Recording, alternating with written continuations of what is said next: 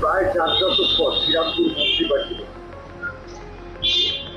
4 দশকও নয়, 49 বছর হলো আর শ্রীরামপুর কোনো মন্ত্রী পায়নি। ঠিক আছে, শ্রীরামপুর শহর বা শ্রীরামপুর বিধানসভা কোনো মন্ত্রী পায়নি। 1970-71 প্রয়াত গোপাল দাস নাগ ছিলেন শ্রমমন্ত্রী, তারপর 72 থেকে 77 ছিলেন গোপাল দাস নাগ শ্রমমন্ত্রী, এবং শেষের দিকে উনি অর্থমন্ত্রীর দায়িত্ব সামলেছেন, অর্থমন্ত্রীও ছিলেন। তারপর থেকে 49 বছর হয়ে গেল।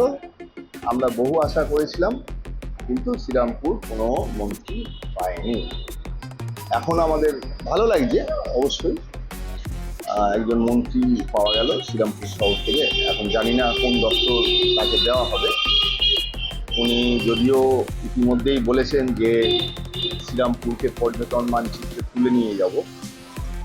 এখন আমার বক্তব্য হচ্ছে সচেতন নাগরিক হিসাবে, সেটা হচ্ছে যে শ্রীরামপুর তো পর্যটন মানচিত্রে রয়েছেই, ইতিমধ্যেই রয়েছে। শ্রীরামপুরের স্থাপত্যগুলো, বেশ কয়েকটি স্থাপত্য, ওধারে Danish governor house, Danish tavern, ওধারে দোলতলা মন্দির, ওধারে জগন্নাথ মন্দির, সবই তো পর্যটন মানচিত্রে রয়েছে। কিন্তু শ্রীরামপুরের মানুষের যেটা সেন্টিমেন্ট, যেটা আবেগ, এই মানুষ যেটা চায় শ্রীরামপুর শহরে, সেটা হচ্ছে অত্যাধুনিক একটি প্রেক্ষাগৃহ, যা শ্রীরামপুরে নেই, যেটার অভাবে শ্রীরামপুরের মানুষকে অন্য শহরে যেতে হয় অনুষ্ঠান করতে, এমনকি কলকাতায় যেতে হয় অনুষ্ঠান করতে। সেই অত্যাধুনিক অডিটোরিয়াম আমরা চাই। মন্ত্রীর কাছে সেই আবেদনটা আমাদের রইল, বিনীত আবেদন। আরেকটা হচ্ছে যে এর আগের সরকার প্রত্যন্ত মহকুমা শহরেও,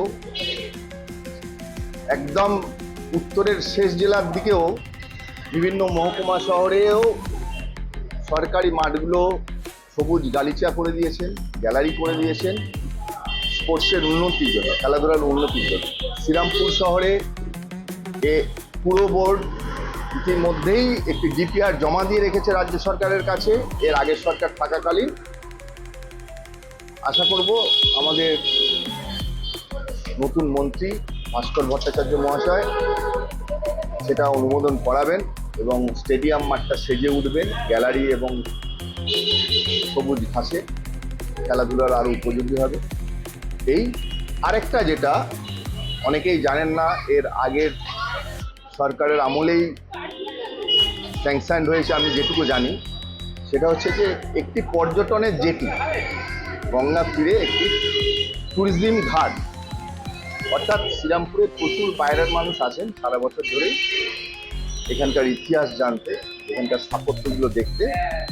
নদীপথটাও ব্যবহার করা হয়, সেই জন্য আলাদা করে একটি ট্যুরিজম ফেরিঘাট করার প্রস্তাব হয়েছিল, সেটা সম্ভবত অনুমোদন করা হয়েছে।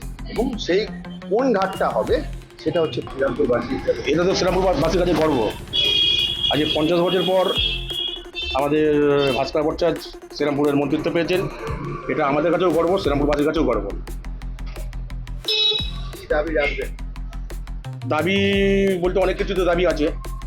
হ্যাঁ, এখন কিভাবে মানুষকে পরিষেবা দেওয়া যাবে, কতটা কি মন্ত্রিত্ব ভাস্কর কতটা কি কাজ আনতে পারবো, সেগুলো পরিষেবা দেওয়া যাবে। কোন কাজটাকে প্রথম অগ্রাধিকার দেবেন চাইবেন শ্রীরামপুরের জন্য? অবশ্যই শ্রীরামপুরের জন্য হ্যাঁ, কোন কাজটা? হসপিটাল। বাংলা হান্টের আরও খবর দেখতে নজর রাখুন। বাংলা খবর মানেই বাংলা হান্ট।